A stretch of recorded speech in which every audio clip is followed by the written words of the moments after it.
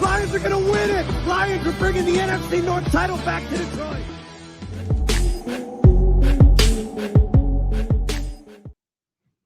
All right. Well, hey, welcome to Rocked On Detroit Lions. Sorry about the intro there. It was a little bit hot.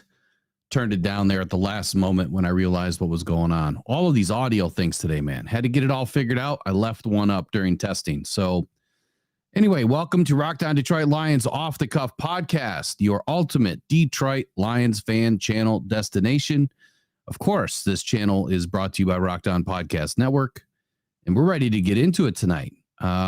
Unfortunately, the whole deal of moving this till Thursday was to do the reveal, the jersey reveal, and to do it live. And I have some people at Ford Field that were going to go live for us and get us everything that they could.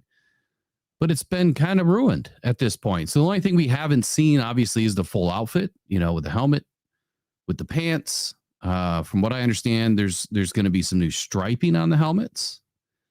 And we're not going to be able to see it now, probably. So I guess Fox 2 is going to be doing some live updates. I'm not sure if they're going to be live streaming it. I don't think that's the case, but they will be doing some live streaming. So yeah, I'm excited, but it's like the whole wind was kind of taken out of our sails today. And Lee McNeil is pissed. I think Jared Goff was a little upset too. There was a couple of videos that were kind of falling on Twitter after the fact, and man, they're not happy about it. They worked really hard all that time, shooting all these videos and, all the work, all the photography. I'm sure there's an amazing height video that's going to be launched tonight. So it just kind of ruins it, right? Now I want to make sure that I'm clear on something. So earlier when I said that Jeremy Reisman, put it out, I don't think Jeremy Reisman is the one that kind of ruined it for everybody. I think that he was just reporting what had happened. I think it was Fanatics that did this promo ad on, I think, USA Today is what was reported earlier. I still don't know the validity of that.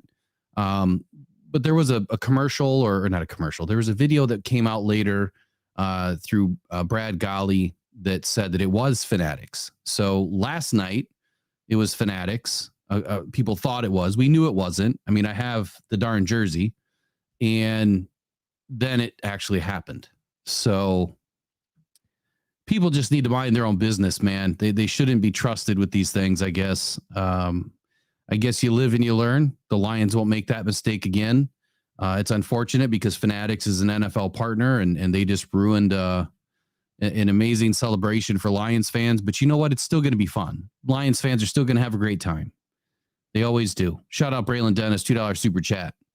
Says, former Detroit Lions reinstated from gambling. Yep, I just saw that a little bit ago. Quintez Cephas being one of them. No, I do not believe that they're going to have a shot coming back to the Lions. Let me add you to the list tonight here. I got this running list here of all the donations so we can keep track for the extra entries. And I just added something cool. So I missed something on Buy Me a Coffee.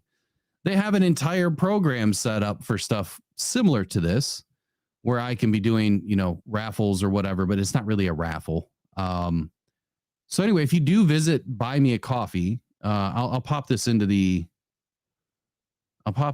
chat. Not saying you have to go there and do anything with it, but if you want to just check it out and just tell me what it looks like on your end, that would be kind of cool.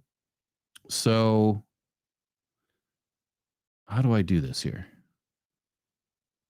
Copy the link. All right, let me try to do it this way. Let me pop this into the chat and you guys tell me what it looks like.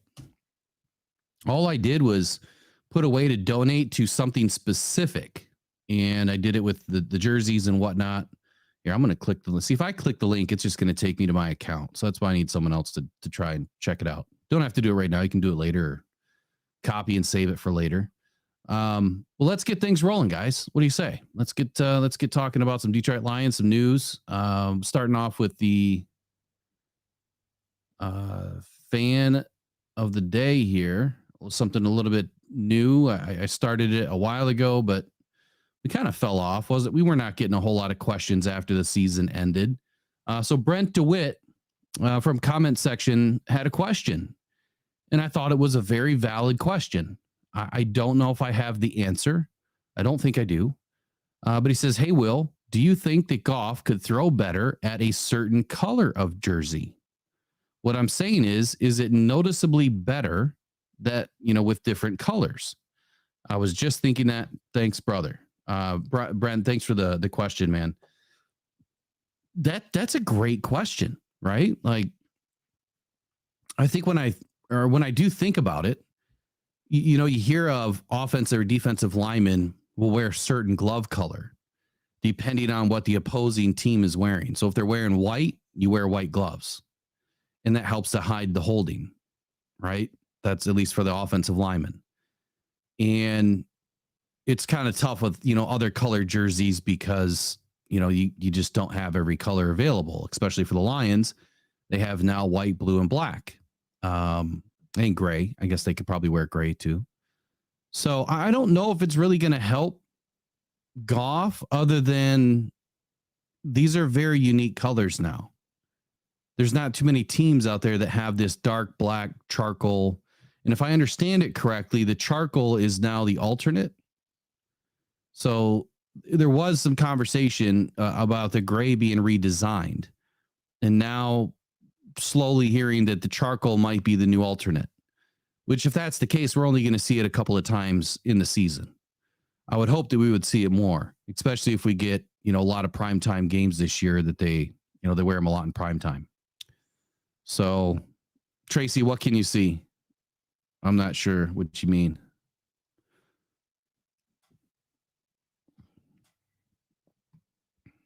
You can see everything. I don't know what that means.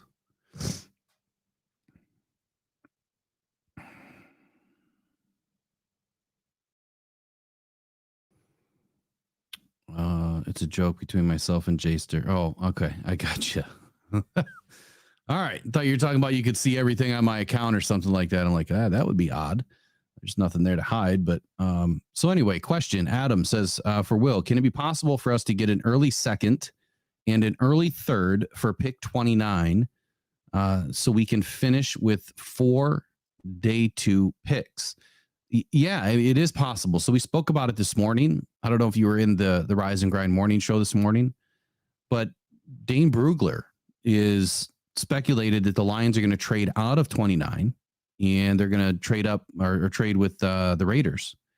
And that'll give them pick 44 and I believe it was pick 77 in return. So they'd be picking 44, 61, 73, and 77. So 4 picks within the top 77.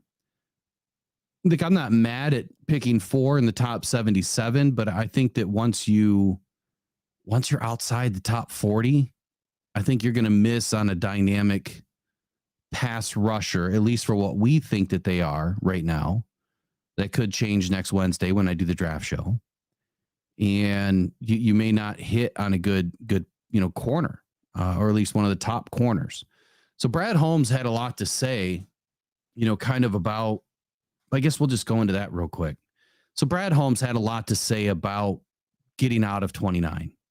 And this morning, and this came out later on today, I think I didn't catch it till later on today anyway.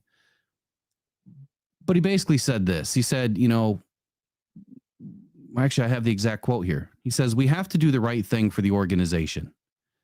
And he said this at the pre-draft press conference. That might have been yesterday. He went on to say, if it makes sense and it lines up and it's the right thing to do, then we have to do the right thing. Hopefully, our fans will forgive us. We won't expect immediate forgiveness right then and there, but hopefully when the season starts. I mean, do I hear an echo? Because I said the same exact thing this morning. And I said the same exact thing last week. That Brad Holmes does not, I mean, he cares, right? Don't take me the wrong way. He cares. And he cares about the fans. He just has to put the business first, right? The fans don't come first. We do, but we don't. Like, they need us. They want us there. We're a big, help to them, during the game. We really drive their energy, especially during the game. But it's how we carry ourselves throughout the season that really helps, these athletes, stay in the zone, so to speak. So with that being said, he's going to do what's right for the team, what's right for the organization. And if he has to trade back, and if it makes sense, then he has to trade back. If that means that we miss on Kool-Aid and Chop and Darius and Marshawn Nealand and everybody else, that probably means that we're taking an offensive lineman first or a wide receiver. And I don't think a lot of people are going to be happy about that. But at the end of the day, what he ends up making up for, what we lose in the first round by getting us, this extra pick inside the top 77, I think will make all the difference in the world. And that's kind of where we're going to get into some of the trade partners, conversation tonight and really what makes the most sense. But before we do that, let's talk about Amon-Ra St. Brown. Let me answer some of your questions first here. Hostage 42 says, I don't think Brad is trading down. I think he's going up to 15 to 17. You must listen to this show. That's my sweet spot right there. 12 to 17, 15 to 17 being perfect. Tracy says, Brad already said he didn't care what the fans thought if he traded back. He said he'd put out a PSA and an apology. That's all we expect. I mean, honestly, I don't expect anything from Brad. You know what I expect from Brad? I expect for him to make the right choice for the team. It's that simple. Make the right choice for the team and go prove it to us on the field like you've done for 3 seasons now. Because us talking doesn't matter, right? What matters is what happens on the field. We can say whatever we want till we're blue in the face. But Brad Holmes has been largely right more than he's ever been wrong with the Detroit Lions. And that's what I'm banking on. Next question in here. Adam, how confident are you that we don't go get edge early? I'm not confident. I'm not confident at all. I think that, in part of what Brad Holmes was also saying, and let me know, how's the volume? Because I think I did fix it and dial it in.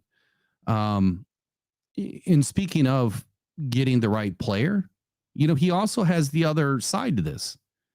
If he believes that the right player is at 15 and the board has, moved down into his favor and the right trade scenario presents itself, meaning, you're not giving up 3 houses and a mansion to move up, maybe just one mansion, in a small little penthouse somewhere to move up, then it makes sense.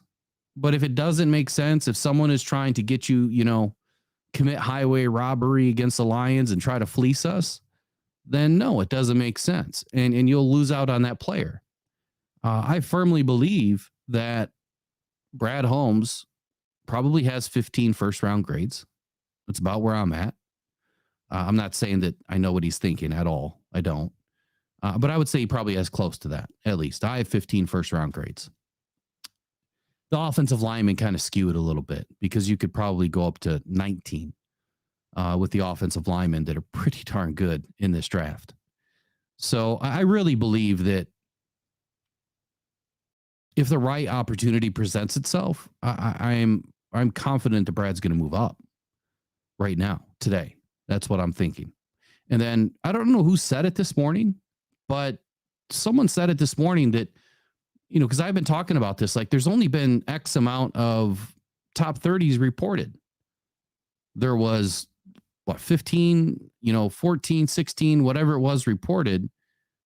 And someone said that Brad slipped up and said that there was, 30 visits now that they've had, but not all of them reported.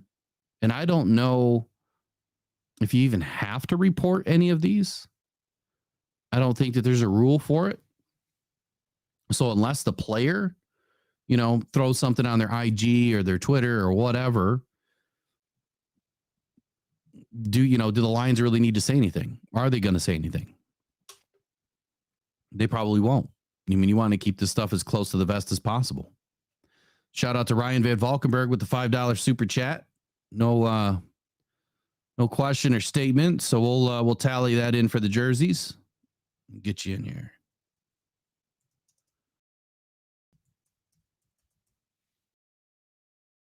And you know what? Let me segue to something real quick because I want to thank everybody real quick for all of the support.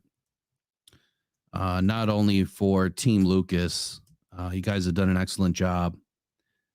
Braylon Dennis was the other one, right? But you guys have really shown up, with the Buy Me a Coffee program. And, as you guys know, all of that money comes back to you. It gives you guys opportunities to win things. There's two people that I still owe some stuff. I've been waiting for weeks from Fanatics. They've sent me wrong stuff. I keep having to send it back. But I wanted to get the right shirts. And shit, now you know what you're getting. So I wanted to get the right stuff. And it is just taking forever to get. Things sell out so fast. But let me do this. Let me shout out everybody real quick. You guys have done an excellent job with Buy Me a Coffee. And just in the short time that we've been running this, so since April 1st, more than $275 just in coffee donations alone. So shout out to Elizabeth, Mike P, Colby, Rod Woods Bulge, Donovan Amos, Ornery U of M Dad, J Rod, Latasha C, Mike Valenti's Bulge, Decker Pecker, Jared Goff, Jared Goff's Bulge, Brad Holmes Bulge, Brock C in the house, Jeffrey Cunningham, Fred Lyon 313, Steve K, Brock C again, Decker Pecker in the house again, Brad Holmes, Jared Goffs, Jack DeWeird, Ornery U of M Dad, Matt Carey, Mike P, Ryan Van Valkenburg, Braylon Dennis a handful of times. So all of you guys that have, not only donated to the channel, but that money comes back to you by way of giveaways, raffles, whatever we do. And I appreciate it. It's an awesome community to be a part of. So appreciate it. And if you guys want to, donate it, there's a link obviously in the bio. There's links in the description of every show that we do, every live, every video. And now you have a direct way to contribute towards the jersey giveaway. It's all tracked. I've got it all tracked on an Excel spreadsheet. So you guys are good. You guys are good to go. Oh,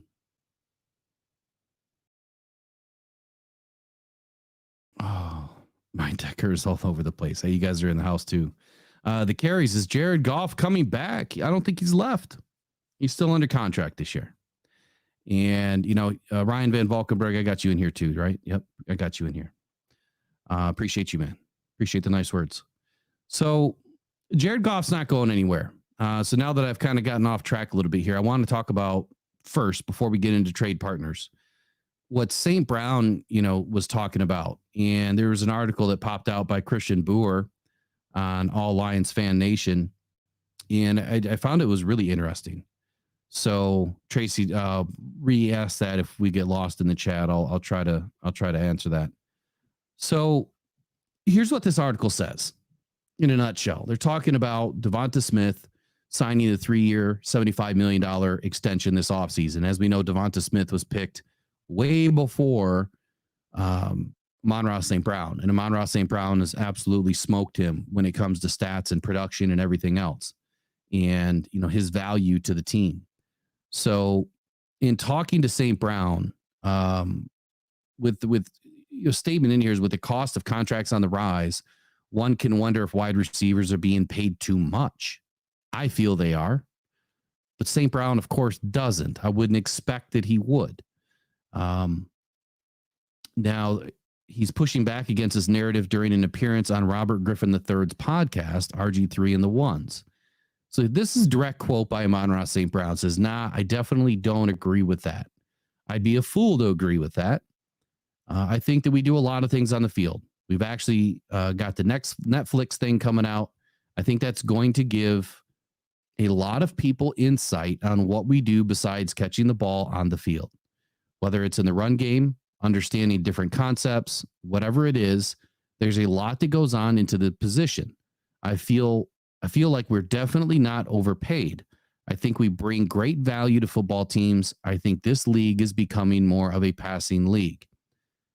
What I would comment on that is, yes, they do a ton more than just catching the ball. They have to be well-versed in all sorts of blocking schemes, misdirection. I mean, you name it. There's a lot that they do. And it's been a passing league for 10 years now, at least. The rules that he's going to speak to in a minute here are really formulated to turn this more into an offensive style of game versus defensive style of game. And my quick take on that is this. It was a defensive style of game because that's what sold seats. People wanted to come see guys get laid out. I mean, that's just human nature for whatever reason. It's like why you watch boxing or MMA or, whatever other, martial art type of, mano-a-mano battle, that you guys go and watch. It's because you want to see the gruesome acts. Same thing in football. That's just the way it was for decades. And then the injuries thing, started to creep up. CTE started to creep up, and the NFL had to pivot. We're either going to bury this league in probably 10 years or less, or we need to pivot. How do we make it a better league, a safer league, but still sell the seats? Well, offense. People want to see the scoring. And that's what you're seeing now.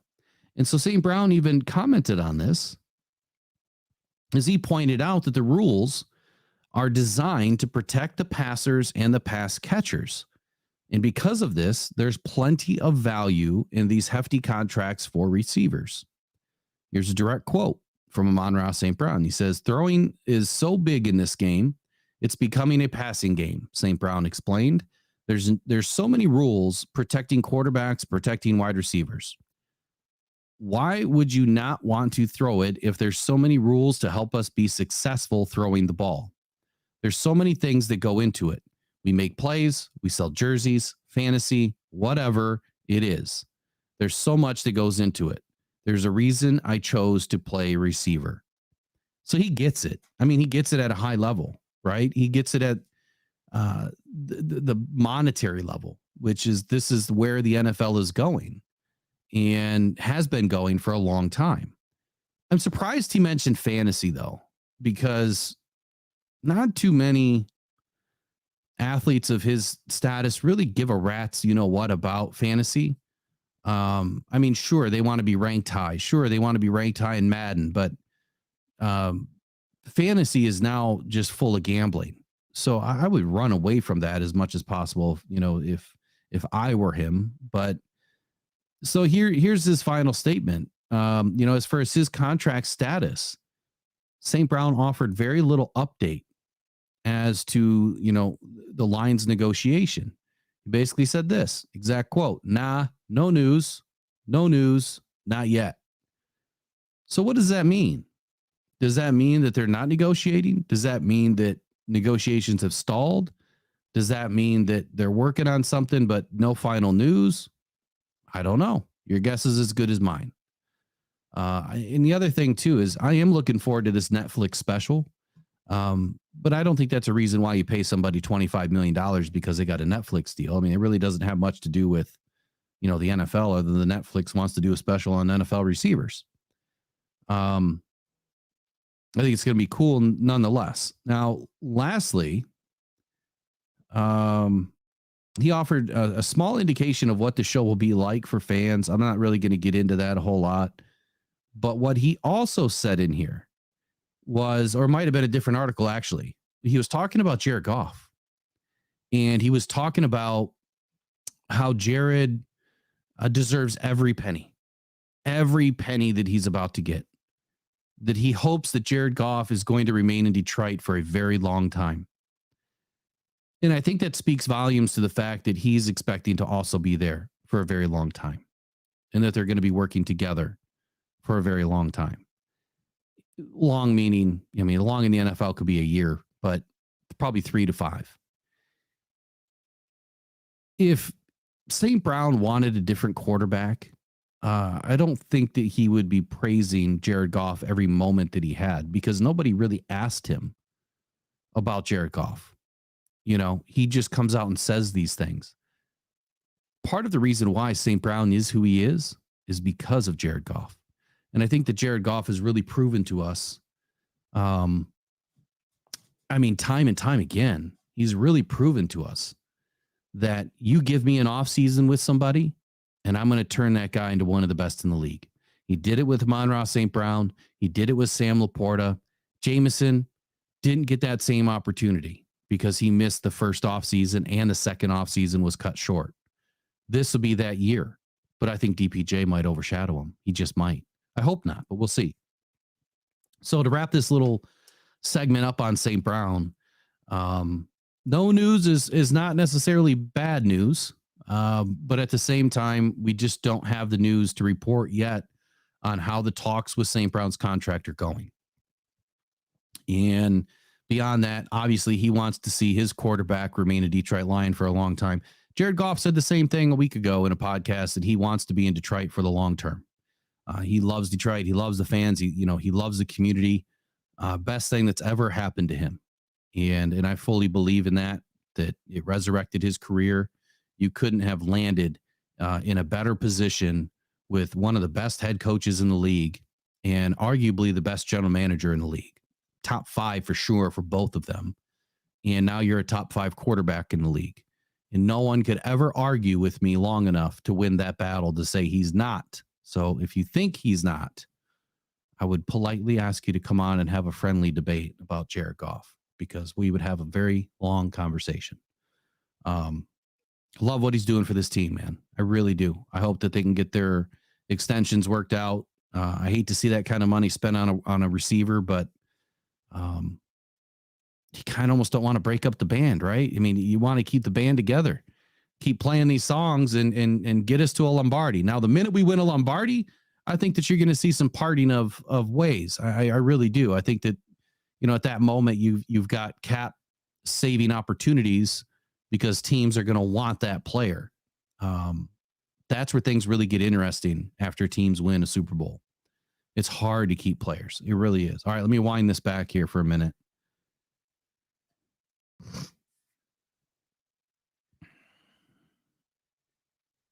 All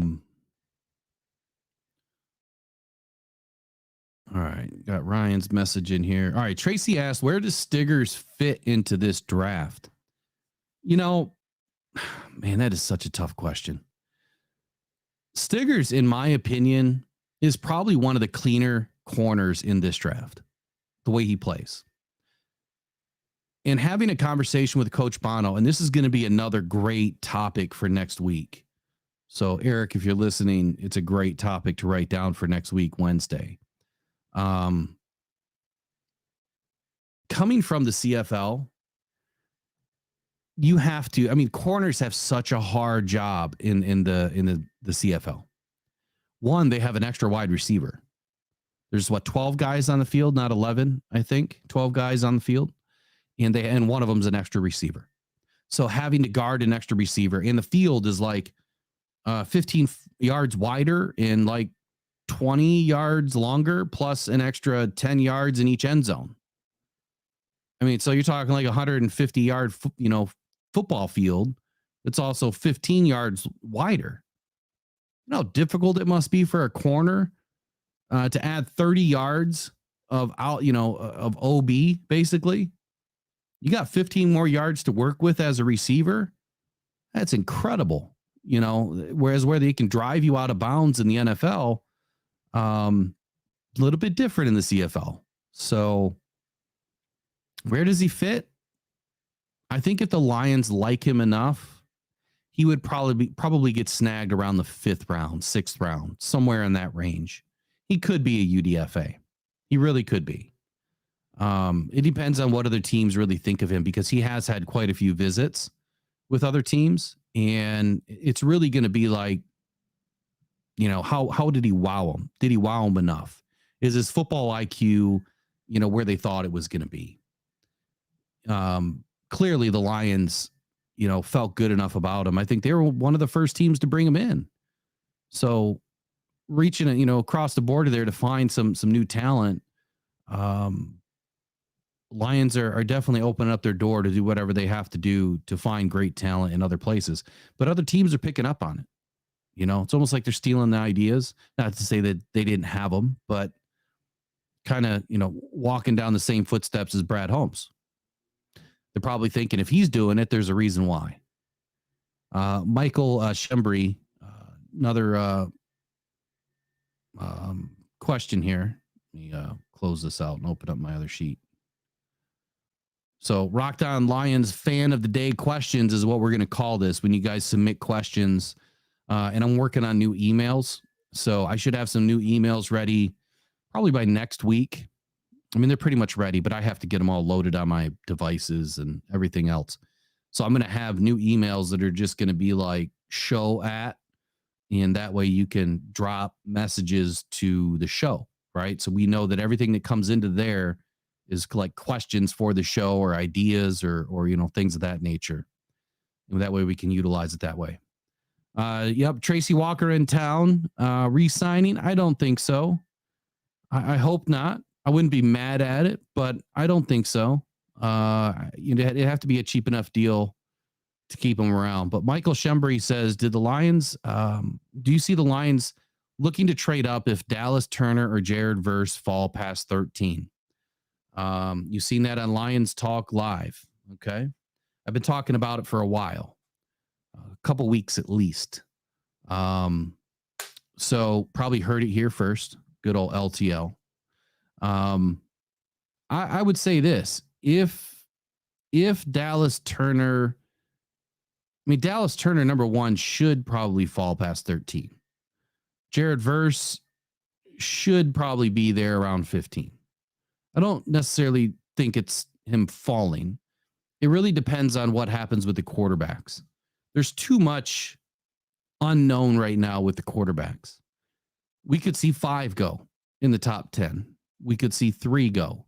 And I think if 3 go, then you're going to see your first defensive player off the board definitely by pick 10. And it could either be Terrion Arnold, Quinion Mitchell, Dallas Turner, or Jared Verse, or Byron Murphy. One of those 5 would probably go in the top 10 if we only had 3 quarterbacks taken in the top 10. So I do think that the Lions could move up. Now, my sweet spot that I've been talking about for a while is between 12 and 17. I think that's where the Lions are going to make their move. And if they make their move, it's going to cost us. And I think that's what Brad Holmes is trying to tell us is, don't hate me too much. Wait till the season starts, and then let's see how good we are then. And I think it makes sense. I think it makes perfect sense to move up. As opposed to, dropping back and picking way late, because then you're going to miss out on some of these guys, and you might miss out on the guys that you have high on your board. Jeff Buckler says, if Walker signs, I'm surprised and happy about it.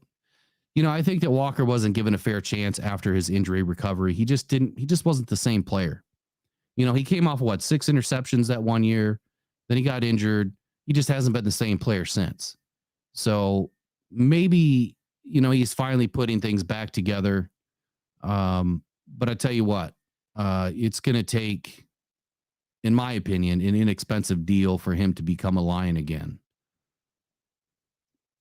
If Jeff Buckler says, if J-Mo averages 4 catches a game and give or take a touchdown, would that be proof for 12 overall? If he averages 4 catches a game, so you're talking right around 70 balls on the season.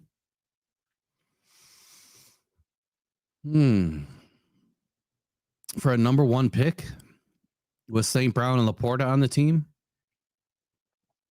I don't know if he could get more than that. If St. Brown and Laporta were completely healthy all season, right, didn't miss a beat, I don't know if J-Mo's going to get 70 balls. I really don't, because that's a lot of balls. What did St. Brown get last year? Like 110, 115, something like that. Oh, Hostage 42 just joined the party. Hold on here. Hostage 42 claimed $25. Let's get you in the running here. I apologize, Hostage 42. I didn't see you. I didn't see it pop up. Just remember, when you guys join the live next week, Wednesday, the first 2 jerseys, you just got to be in the stream to win. So when I start calling out names, you got to be in the stream to win. I'll give you a few minutes to make the claim, that you're there. And then we'll move on if you're not. Though now the extra entries that you're buying into, the name that wins is the name that wins. Because those are, entries that were also paid for. And of course, everybody is entered for free anyway. But it's the extra entries, obviously, that were not for free. So $25, just so you know, $25 will get you 14 entries. 14 extra entries.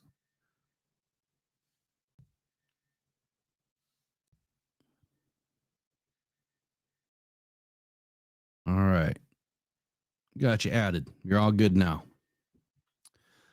Where can I watch the jersey reveal? So Wilson won. We were going to do it live. I'm waiting on the phone call here.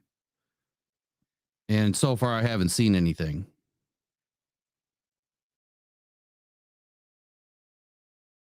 They were going to let me know if they could get service. I know every time I'm in there, I have terrible service. And then try to send me a video if we don't get service. But it should be happening right now. It should have just started right around 7 o'clock. And give me 1 second here. Let me see if we can watch it on live stream here.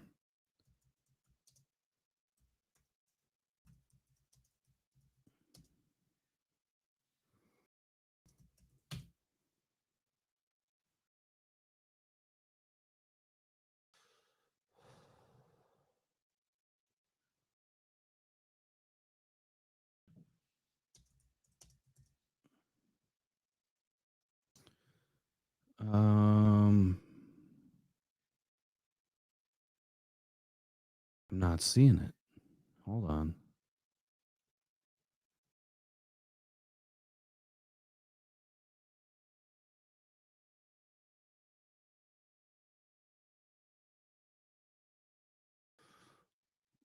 All right, do me a favor, some of you guys in the chat, if you could go and check out Fox 2.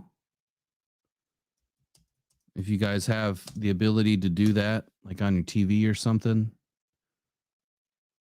Well, give me 1 second. I'm going to try to do it over here too. But I heard something earlier today that they were going to do some live cut-ins of it, just in case I can't get it.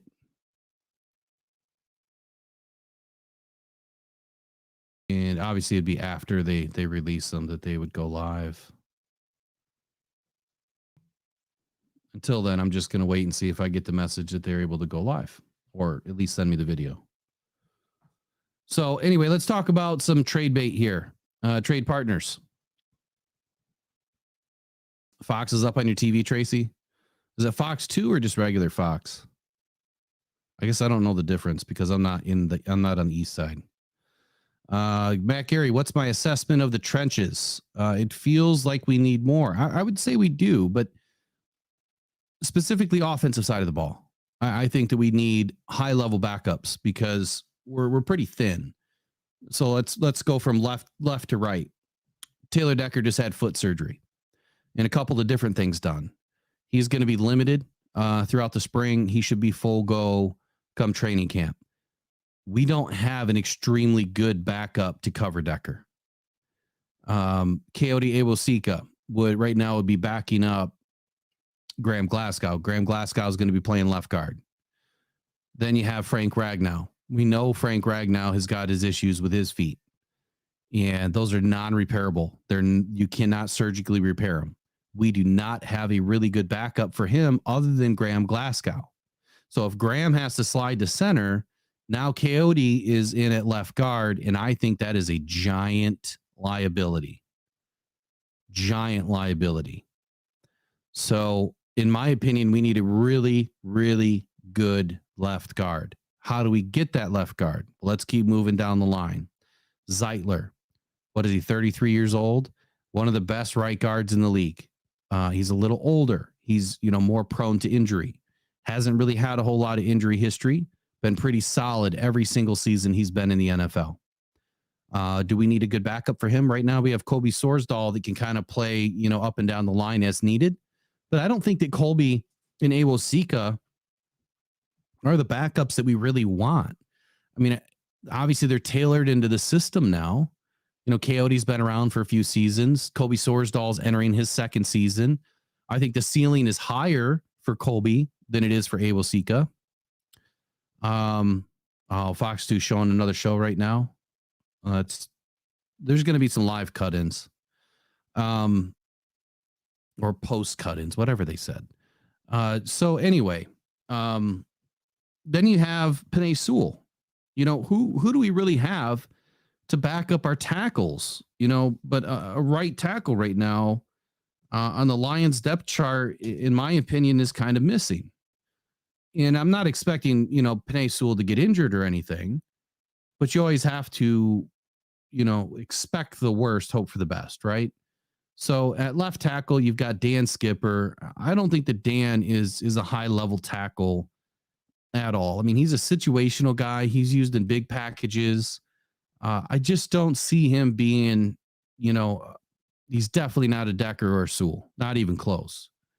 And like I said, behind Graham, you got Coyote. Behind Frank, you've got Michael Neese. Again, I'm not extremely excited about that. Behind Zeitler, you got Colby. Behind Penei Sewell, you got Connor Galvin. This is on the R Lads website. So I would love to see a like really good, right tackle drafted.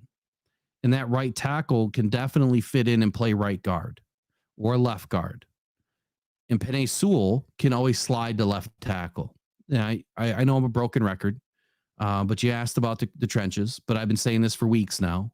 That right tackle to me would be the pick that the Lions grab in this draft that they can convert to guard.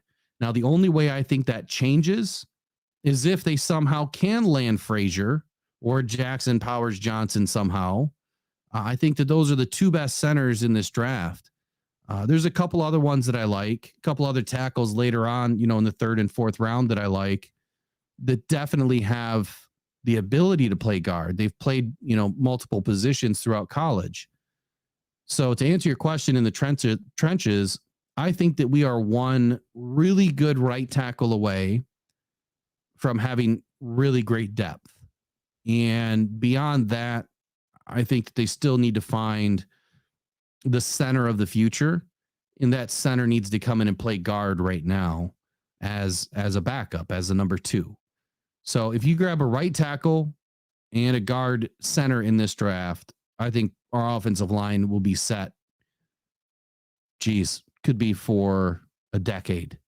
Even when Penei Sewell and Decker and Ragnow are gone, I think those guys will be able to slide in. And of course, we'll be adding more people as we go, or more players as we go.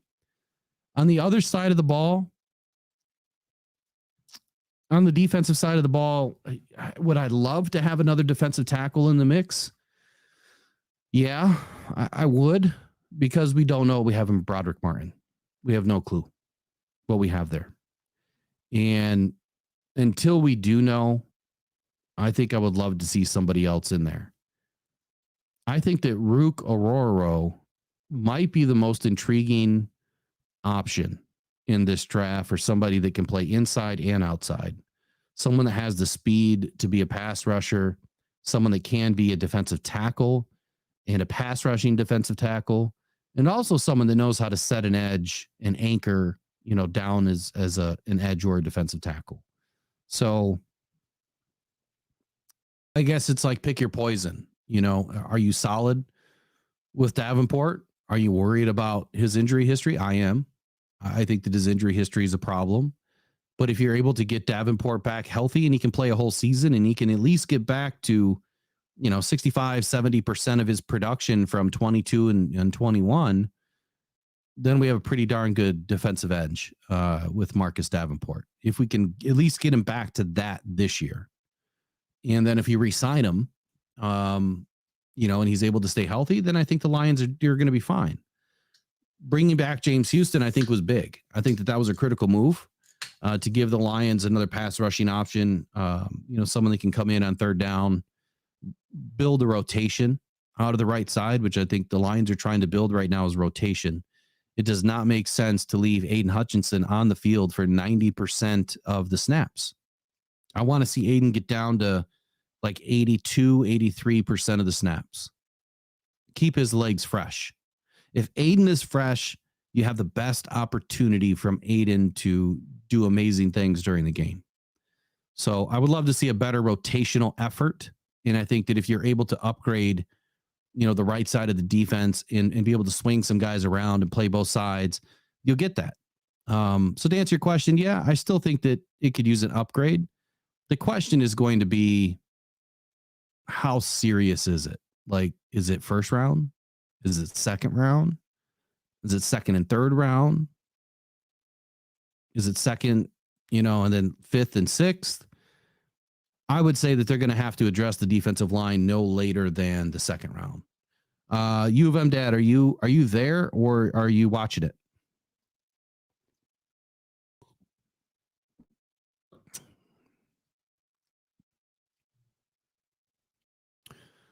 Jeff Buckler, I'm not sure what you're talking about. About Darius. J-Rod, they're still sewing.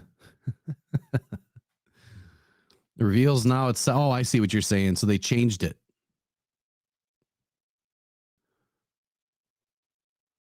Gotcha. I'm right with you, Peter. I'm right there with you. We definitely need another pick in the top 50, but I would say let's get in that top 45. Yeah, I'm with you there. Broderick Martin, we just don't know. We haven't heard anything this offseason. He was supposed to go through like this major transformation, really get his body into shape, and was kind of taking the approach of Aleem McNeil. And we just never heard anything out of it. So what happened? How well did he do? Did he make the transformation? So we'll find out. Give me 1 second. I'm going to search for something here. I still haven't got a message back.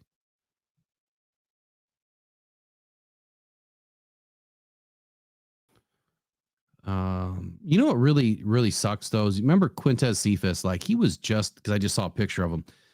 He was just on the cusp of like finally starting to get his act together. And then he does something stupid. I really thought that Cephas was going to finally have a year last year, if he could stay healthy. and didn't happen. Didn't happen. All right, so I got Fox 2 Detroit live on right now. I have no idea what they're showing here. I do expect that they are going to do some sort of live cut-in like they said when Brad Golly went when he was on earlier. So let me get this going here, get it recording.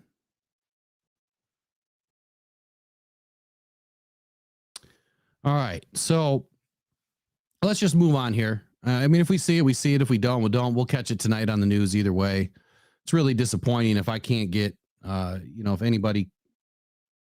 Uh-oh. Hold on a sec. I just got a message.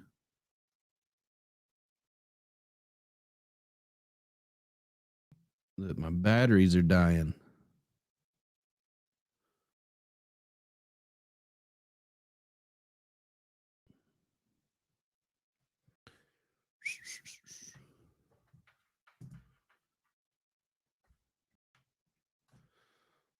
Plug this guy in.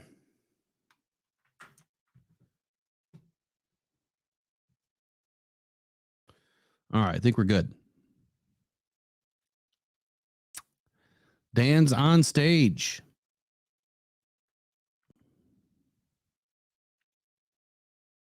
Steve K, would you be okay with trading the last 4 picks in 2025 third for a mid third?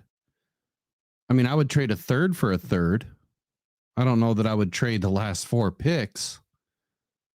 Yeah, I would trade a third for a third, maybe a third and a 7th for a third. I guess it depends on what the third is.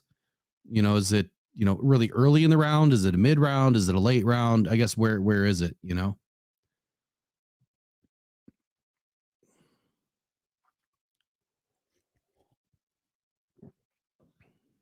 All right, so let's talk some trade partners here for a minute. Pull up my notes.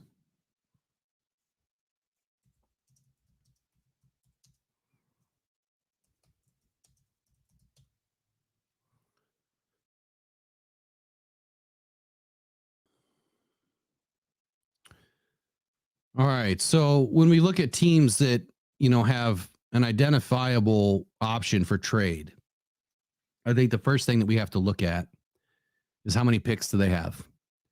And right now, Arizona is that team because they have, just a crap load of picks. They have the 4th, the 27th, the 3rd and the 2nd, the 2nd and the 3rd, the 7th and the 3rd, the 27th and the 3rd, the 4th and the 4th, the 3rd and the 5th, the 27th and the 5th, the 10th and the 6th, and the 6th and the 7th.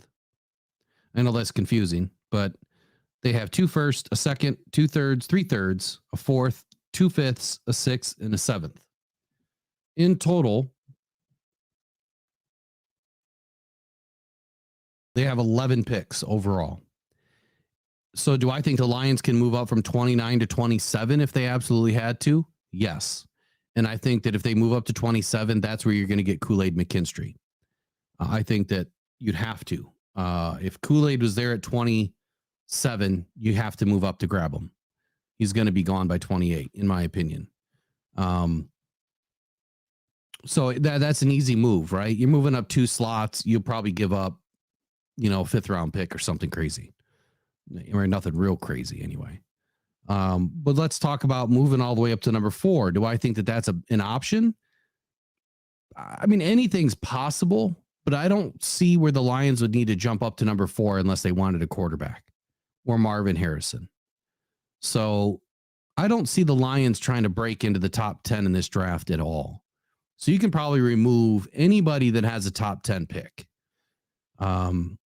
But moving up into, into the 2nd, or the 3rd round, I think that the Arizona Cardinals are a great trade option in the 2nd and the 3rd round, especially the 3rd. So back to your question, or statement there about adding, an additional 3rd round pick. I think the Cardinals fit very well there. And what I mean by that is, they have a really good opportunity. Where did I just put my sheet at? One sec.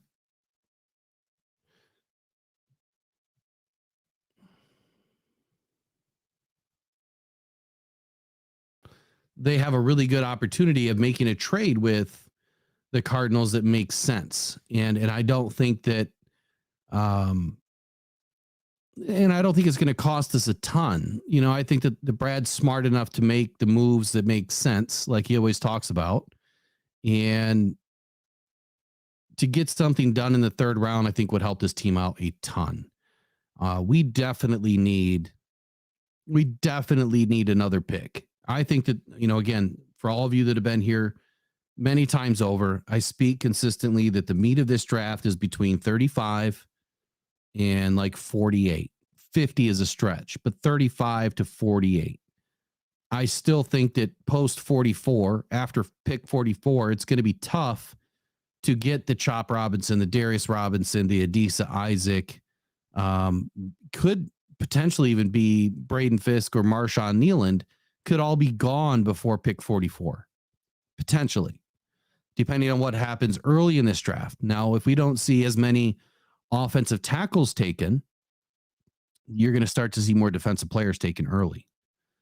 And if teams are starting to wisen up to what the Lions are doing and what Brad Holmes has been doing, which is sell out, get the players that you want, take them early, who cares?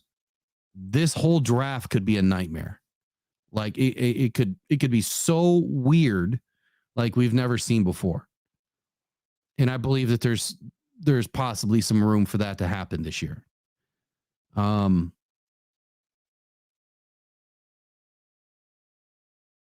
Peter Van Larhoven, I'm not sure what you're saying there. Trade number 29 for 36. Oh, and 100. I got you. Yeah, the points are the same, but typically teams are going to want to benefit. So the trading team is more than likely going to be on the losing end. I think that you want to net, 15, 20% point differential as the trading team. So if you are giving up your picks and someone is trading, with you, you're going to want to be 15, 20% higher on the point value. If you look at some of the most recent trades, you'll see some of that. You'll see where some get close, but usually they're a couple hundred points different. But I think that, I think that 100 is too late. I really do. I think that 100 is too late in this draft. I think that it's really hot early. The second round comes and it goes quick. And then once you get out of the second round, I think things really fall off as far as talent. And that's why I'm sticking to that. Got to get that second. We got to make up a pick somewhere between 29 and 61. And that's got to be in the top 48, preferably the top 44. I would love to be in the top 44. Yeah, I don't think Kool-Aid and Chop are both bust at all. I think Kool-Aid is by far one of the best corners in this league, or will be. Definitely one of the best man press corners coming out of college.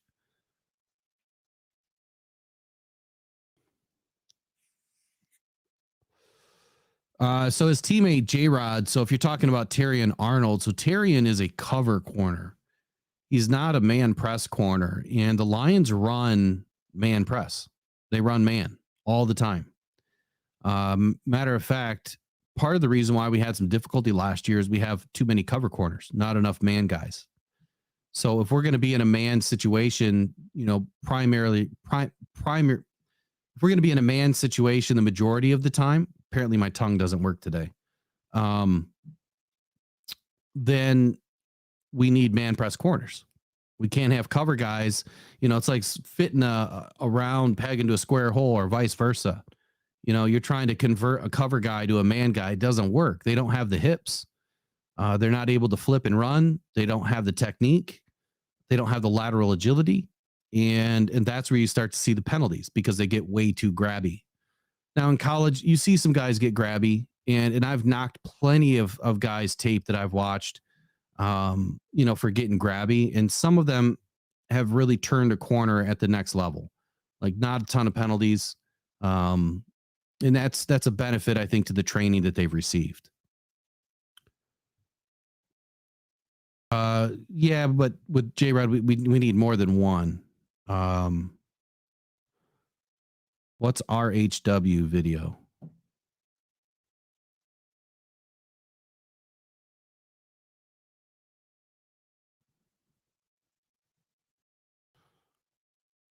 All right, here we go.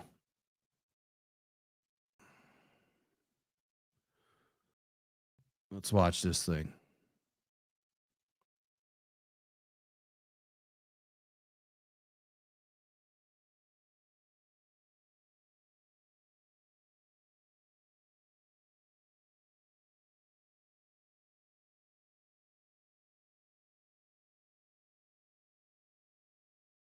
I guess you gotta love Twitter. It's spinning.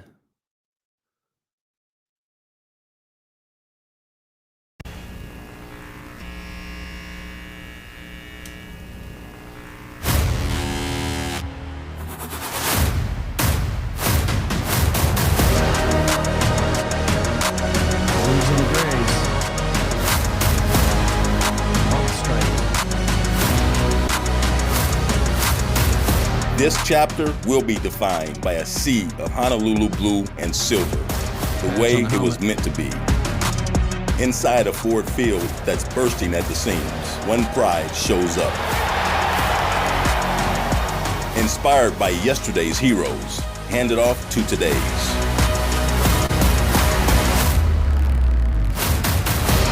But it doesn't matter where we suit up.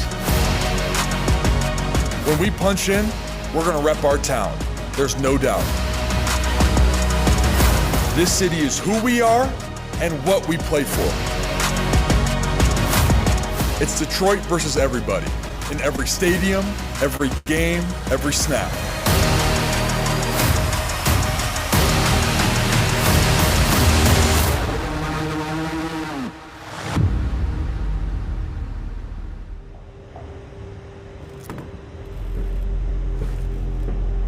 Time to punch in, fellas.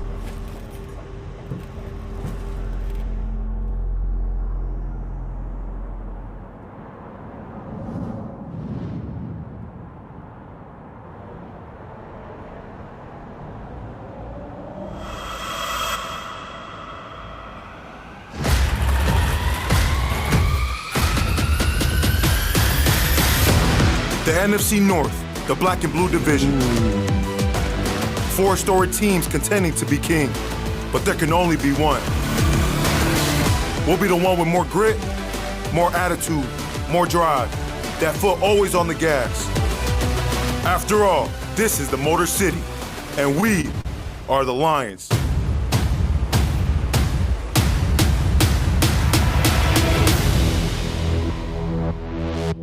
Hold up. Hold the phone. Is that hat gray and blue? Like silver and blue? NFC North, the black and blue division.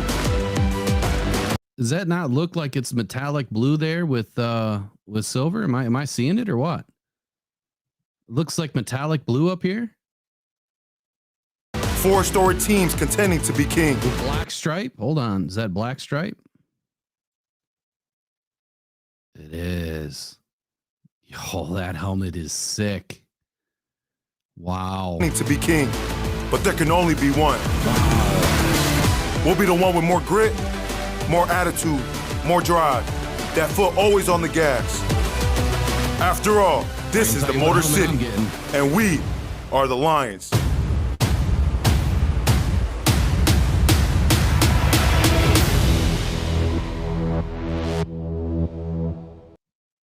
Great work, guys. Great work, Lions. Absolutely. Good job. See, that's why, it sucks to have things ruined. Because this would have been absolutely fire to, see it all come out together. Man. I'm going to have to rewatch this about half a dozen times. I got to get a screenshot real quick.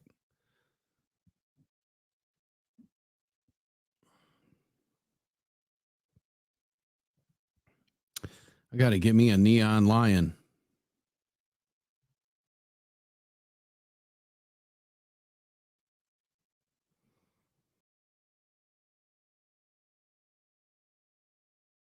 1 second here.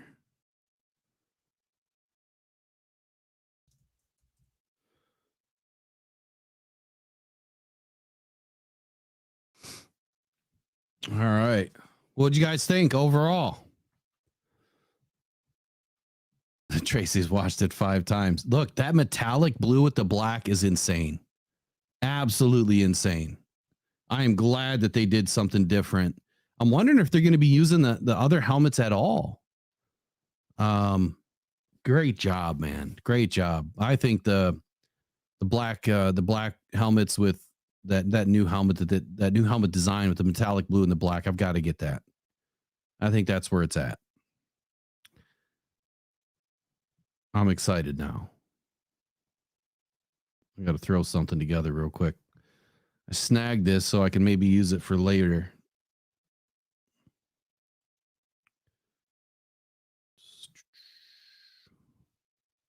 There we go.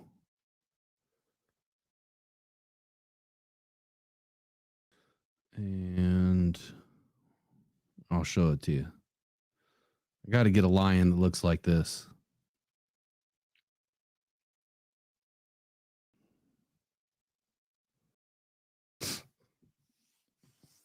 I used to have one back in the day. I used to have a neon lion, and all of my lion stuff like just disappeared. Don't know. It was in storage unit. Don't know what happened to it.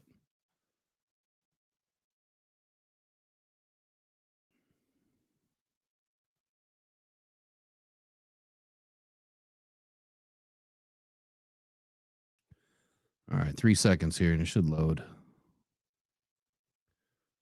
There we go. That's going to be used somehow. Love it. The neon lion, sick. All right, now where can I order jerseys and helmets, right? I'm there, man. Well, you guys are going to be able to order some new jerseys next week, Wednesday, right here with the jersey giveaway. If you guys win, you can go right on fanatics.com that night and get your jersey on the way. We were talking about trade partners, and I got goosebumps too watching that. I'll definitely watch it a few more times when we get off. I'm sure there's more videos popping up. Thanks for letting me know, Tracy. I didn't see it pop up. I swear I do not get notifications like of anybody. No content creators. I don't get any notifications on Twitter. I must have something turned off. Because I swear I don't get nothing. Oh, there it is. Hold the phone. Hold the phone. Here we go. Check this out.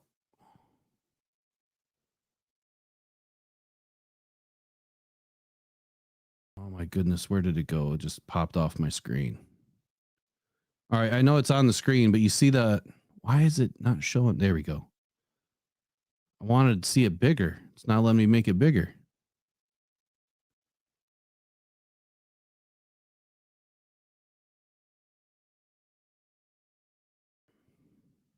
All right, you see the helmet now?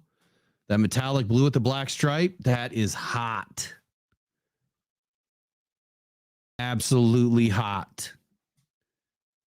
They knocked it out the park. Wow.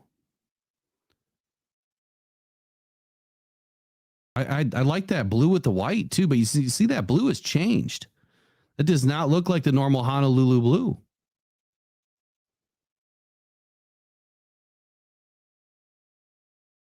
It's definitely lighter. This is going to be a sick background. I'm going to have to snag that. Stripes are different. Very similar to the Jets. I think someone mentioned that earlier. All right, so here we go. Behold a modern take on the most iconic Detroit Lions uniform ever worn in refreshed Honolulu blue. Refreshed. I wonder what that means. So I'm going to have to find out what the hex code is so I can start using it. The home jersey welcomes back a classic white number front and is paired with pants in true silver, the way it was meant to be. New shoulder and pant striping borrows from the racing stripes used on the Ford Mustang and both notably include the return of white accents. So there's your home unis. The inside collar is inscribed with one pride, in honor of our team's passionate and frenzied fan base that packs Ford Field to create one of the most intimidating game day atmospheres in the NFL.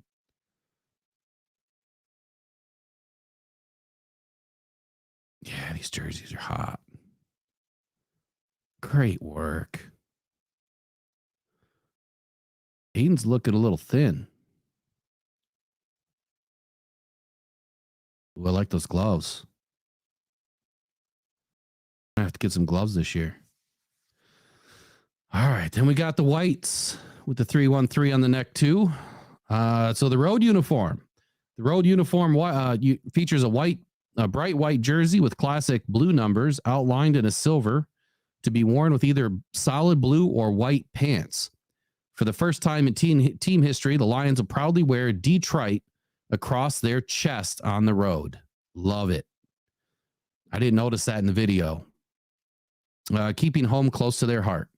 The inside collar is trimmed in blue, a nod to the hardworking heritage of the city and the formidable play of its football team. It's also inscribed with 313 as another reminder of who the team represents and when they suit up on the road. And they really did some good work here. Keeping everything about the city. Excellent work.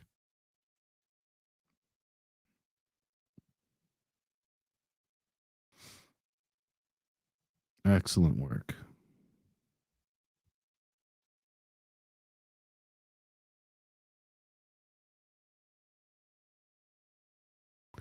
Aleem the Dream. And then the black. God, that helmet is sick. Motor City Muscle. Ooh, I love it. Heavy influenced by the grit and swagger our team brings to the field, this alternate uniform reintroduces black to the Lions on-field closet, a reinterpretation of a jersey worn in the late 1990s, early 2000s by former players, including head coach Dan Campbell. Wow, I forgot all about that. It bears the Lions wood mark across the chest. To whoever lines up across from us knows they're in for a long day. The continued use of the blue trim inside the collar ensures that whether worn at Ford Field or on the road, a blue collar mentality remains a constant. Inscribed with Motor City, the collar also pays tribute to Detroit and the Ford family's iconic place in American history. Wow, dude. That helmet, man. Just insane.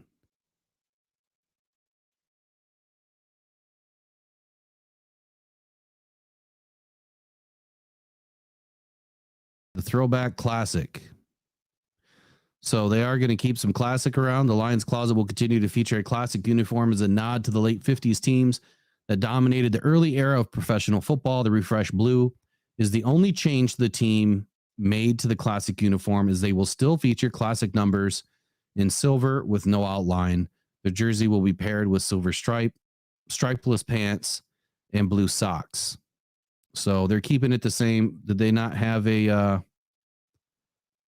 they didn't have a image of it, huh? So the blue helmet is now the alternate. Why can't that be like the constant, like the constant uniform? That blue helmet is nuts. And then we'll get into the story, which I'm not gonna bore everybody with the story, but we'll click through it.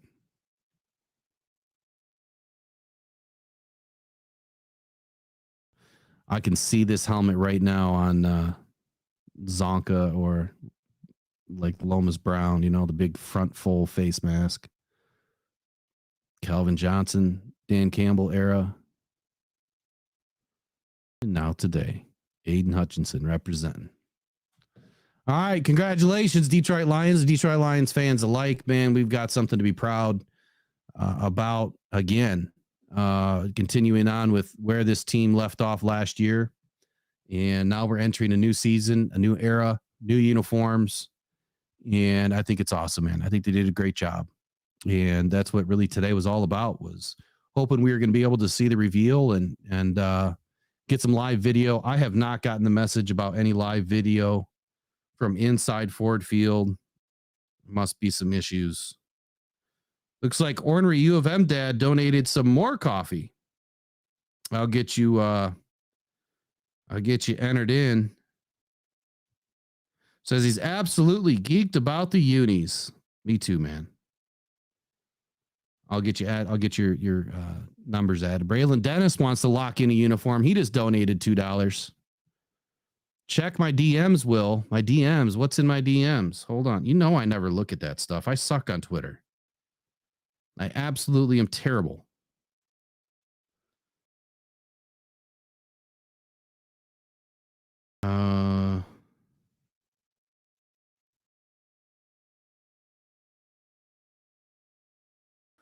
It's a nice picture, man. You talking about the picture you sent?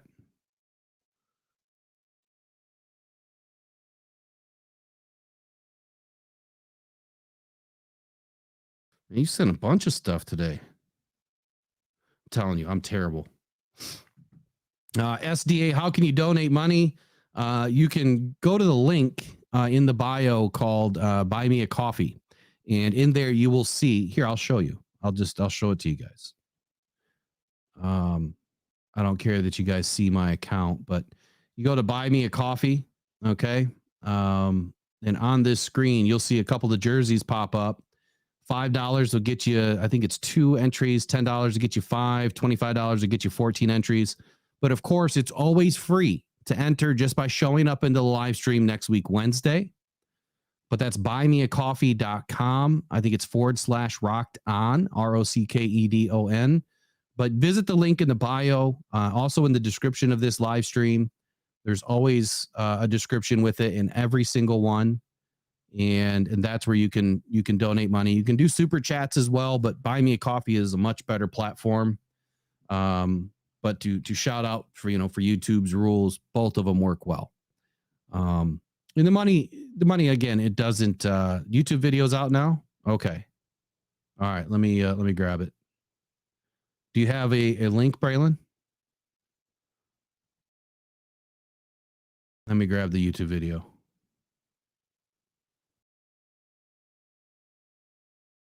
If I can figure out how to get back to it. 1 second.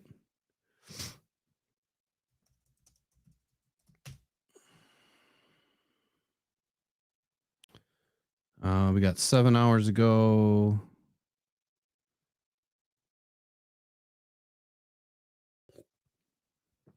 We got copiers doing the whole jersey reveal thing. I don't see it, Braylon. Will what? All right. Is that the one that we just watched? Let's find out.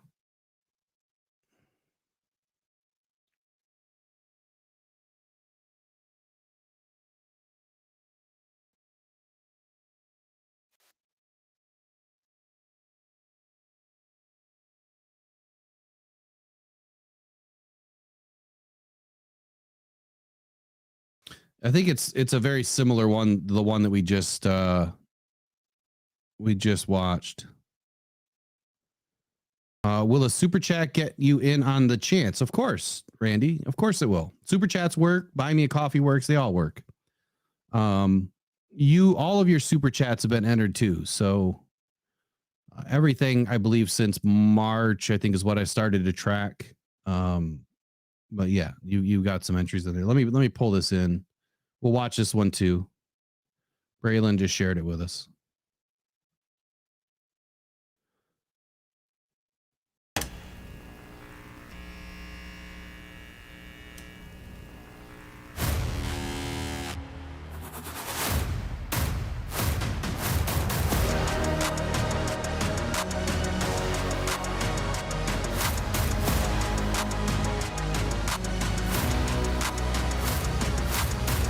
This chapter will be defined by a sea of Honolulu blue and silver, the way it was meant to be. Inside a Ford Field that's bursting at the seams, one pride shows up. Inspired by yesterday's heroes, handed off to today's.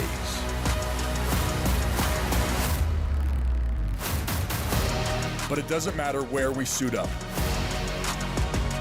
When we punch in, we're gonna rep our town. There's no doubt. This city is who we are and what we play for. It's Detroit versus everybody, in every stadium, every game, every snap.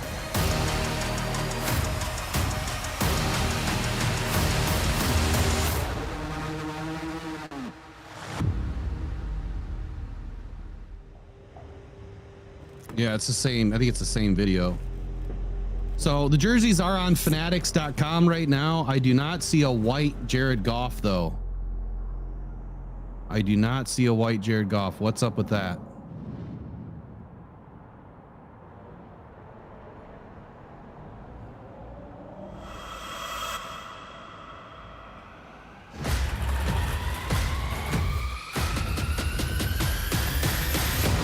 The NFC North, the black and blue division. 4 storied teams contending to be king, but there can only be one. We'll be the one with more grit, more attitude, more drive, that foot always on the gas. After all, this is the Motor City, and we are the Lions.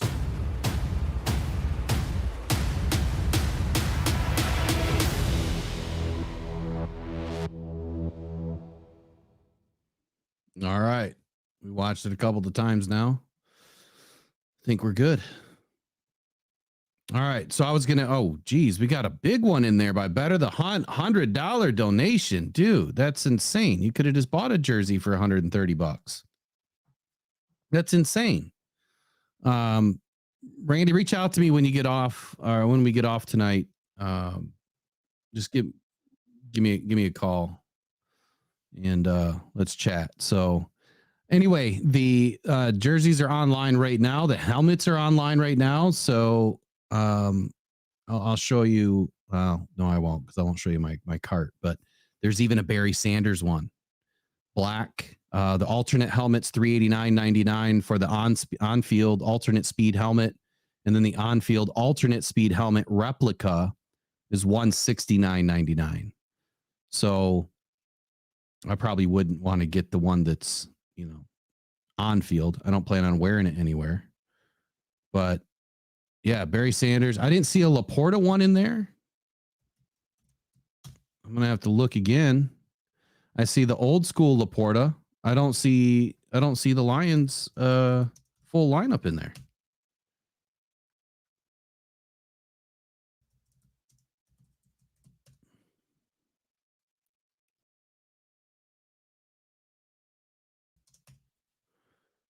Oh my goodness, why won't it let me type?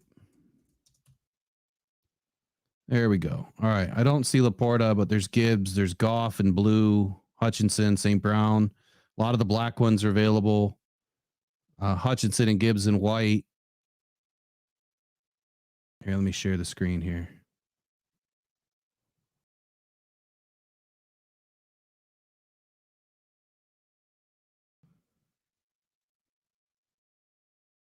I am not seeing a Goff in white. And then it gets down to the old ones. They're still charging the same price for the old ones. But that's it. It's pretty limited. So I would say if you want one, you better jump on it now. Pretty limited as far as what players are available. I'm surprised that Goff is not in here.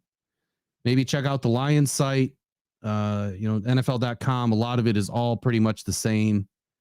A lot of the same type of stock levels, and that really doesn't matter where you go, but there might be. So you can order them SDAfanatics.com. Here, I'll put it into the chat. Fanatics.com. Matter of fact, I'll even do you one better.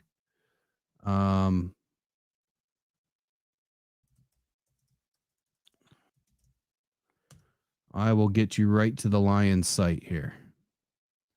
If my store was up, I would have links to all of this. No, I can't. Never mind. It'll go right to my cart if I do that. Just go to fanatics.com. obviously click on Lions, and it'll take you there. It'll be there. What'd you get heated about, Braylon? What are you doing? What are you doing? Yeah, Goff and Amon-Ra St. Brown extensions. They're coming. They're coming. I think we'll be all right there. So anyway, let's wrap this up tonight. I wanted to talk a little bit more about the trade partners. So Arizona obviously is a team that I feel pretty confident on, that the Lions are going to want to get something done with. And it just makes sense. I mean, they have the most amount of picks. They have a lot of different, pick fluidity, if you will, because of the type of picks that they have. And it looks like I lost my sheet after opening up all those tabs. Let me find it again.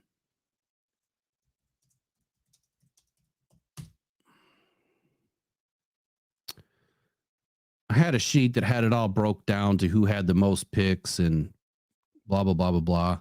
When I look at opportunities for the Lions, as far as, what rounds make the most sense, it's going to be second round, obviously pick 30, 34, 35, 36, 37.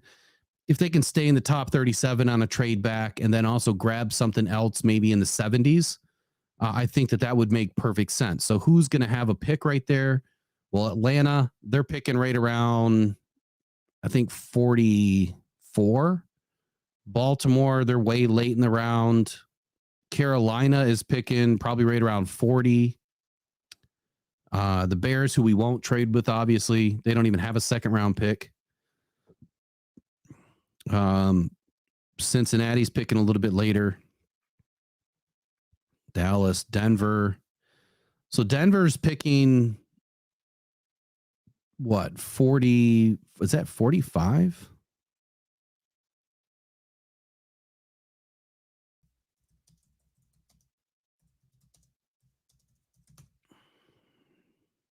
Give me 1 second. I want to try to whittle this down a little bit. All right, here we go. So Arizona picks at 35. I think that is a perfect place to be in the second round. So can we trade back with Arizona at 35 and maybe pick up their 71 or their 90? I think that would be probably too much, to ask for, but maybe you get 35 and 104 or 35 and 138. That doesn't really help. I think that for what we're trying to do, I don't think that it helps a whole lot. I mean, 35 obviously is a great place to pick. And then maybe adding a 104 just to be able to package something and move back up, I think would help the Lions, be able to get the guys that they want. And then when you look at Atlanta Falcons, I just don't see an option here that makes a whole lot of sense. There could be a third round option, pick 74, pick 79 that the Lions try to move back up into. But I don't see a trade back option there. Definitely don't see a trade back option with Baltimore or the Bills. There's a potential trade back option with the Carolina Panthers. So if the Panthers want to move into the first round, the Lions could move back to 39 and probably add pick 101 along with it. That to me is an intriguing option for them.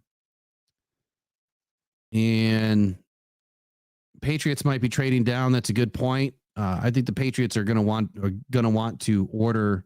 I'm sorry, I just saw Uper Lights. I just ordered jerseys. I think the Patriots are going to want to get a quarterback without a doubt.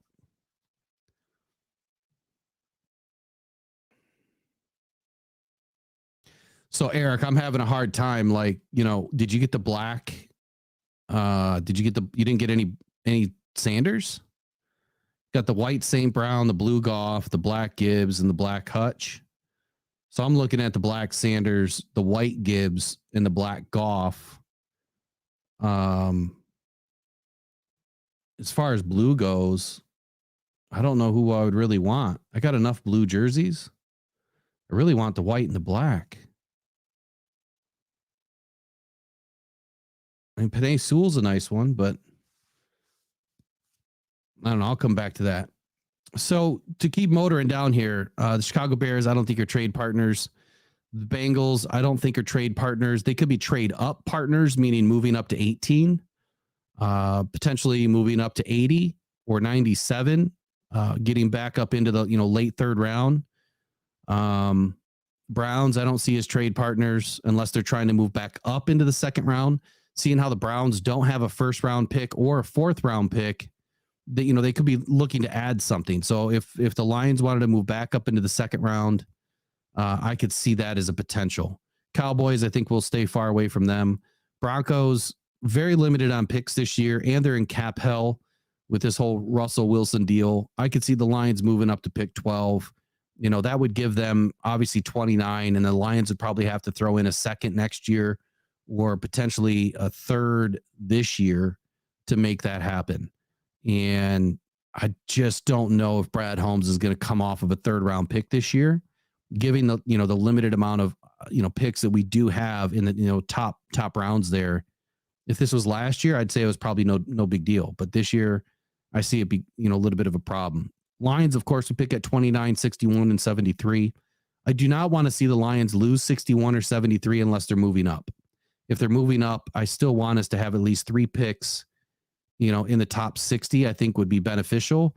Having 4 picks inside the top 73 would be perfect, with one of those picks, somewhere between 35 and 48. Green Bay Packers, I don't think they'll ever trade with us again after we fleeced them for Brian Branch last year. Houston Texans, so they don't have a first round pick, picking at number 42 in the second round.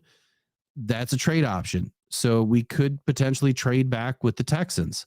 I think 42 is too far back to be able to secure the player that you want, but it's a possibility. The Colts have an intriguing option here. They pick at 15. That's right where I believe the wheelhouse is for the best players overall.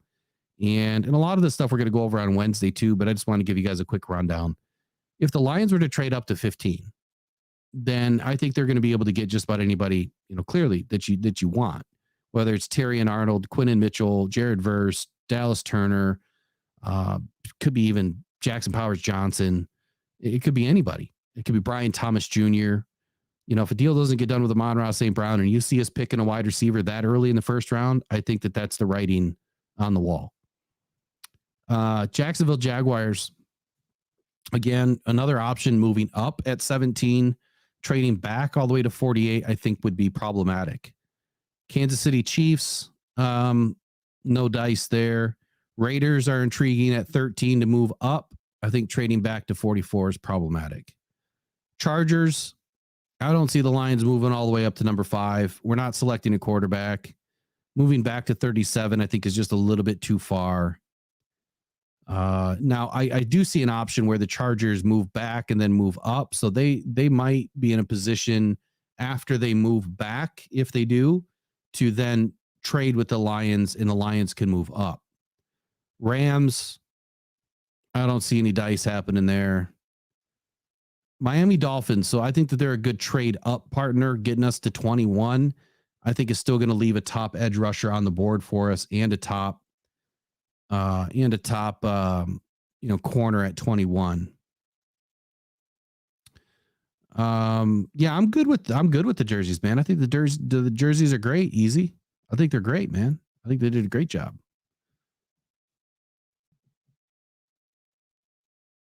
I think they did a phenomenal job this year doing these jerseys. Absolutely.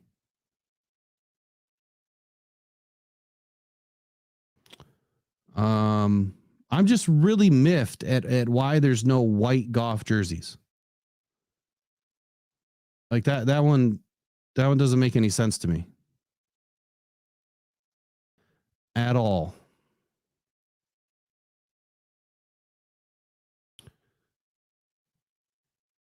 At all.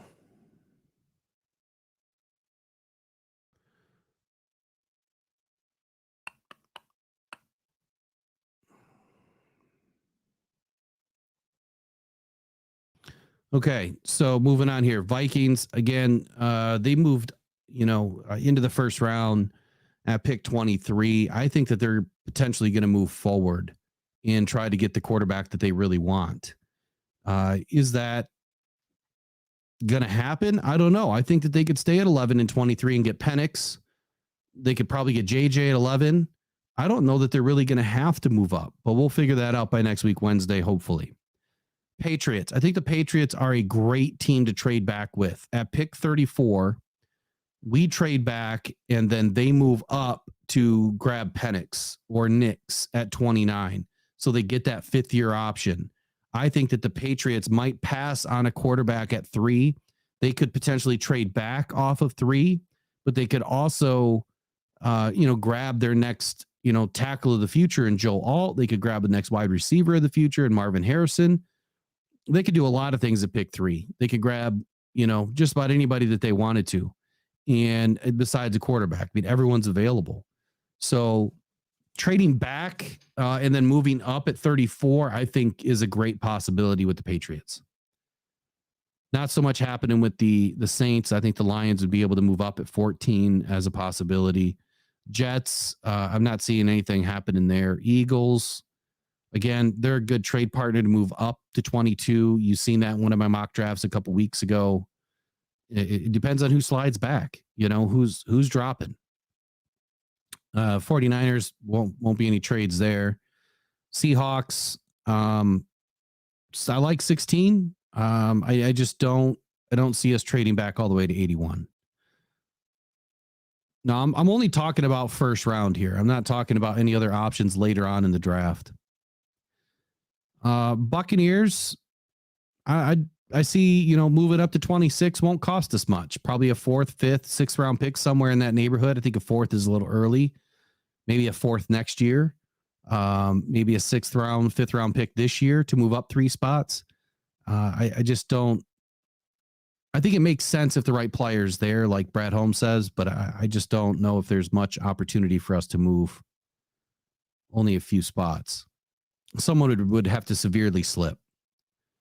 Next team I really like is Washington. So Washington has picked 36 and 40, and I love pick 36 and 40. So trading back off of 29, I would be ecstatic at 36. I would be a little worried at 40. But if we were able to get 36 and 78 from Washington, and Washington only moves up to 29, I think that's a slam dunk. Absolute slam dunk. And then you could package up your picks, maybe add some 25 capital and move all the way up into, the 40s and really be able to do some damage. It all sounds great. It all sounds great on, looks great on paper, sounds great talking about it. But the real question is going to be, is Brad Holmes willing to do it? And are anybody, any other teams going to allow us to do it? I think that's the question that no one is going to be able to answer until draft day. So that's what I wanted to share tonight. Just a little bit of some trade partner information. We did the reveal with the jerseys. You guys brought in some great questions, and I think it was a success. I think we had a good show today. So I'm excited about these unis, man. I know some of you guys are a little bit but I'm excited about it. I think they're awesome. I especially like the black with that new alternate helmet. I think it's insane. Great job by the Lions, and great job by the fans for joining us on a Thursday night. New emails and everything I'll get ready for us in the next week or so you guys can communicate with the channel. If you'd like to send in any topics or have any questions, the best way to do it is info@rockedonpodcastnetwork.com. Here, I'll put it in the chat, copy and paste it into your phone. That way, if you like to communicate with the channel and send in, questions, comments, whatever, ideas. And then here's the show phone. Make us a little contact, Rocked On Podcast Network. That way you'll have the phone number and the email. And that way you can get a hold of us anytime. All right. You guys have been great tonight. Appreciate you guys joining me. And we'll be live again tomorrow. Tomorrow's Friday. So we got Friday night off the cuff. I have no idea what we're going to talk about yet because there's just not much happening right now. It will be a short show if I do a show tomorrow at all, which I'm still planning on doing. But it will be a short show because I still have a ton to prep for before Wednesday. I need all the time I can get. And it's lawn season. So I've got to now carve out time for the lawn. So you guys have been great. Randy, I'll touch base with you here in a little bit. You guys enjoy the rest of your evening.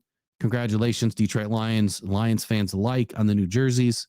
I think it's awesome. Get to fanatics.com. They are not a sponsor of this channel, but get to fanatics.com. Get your new jerseys early. I promise you they will be gone.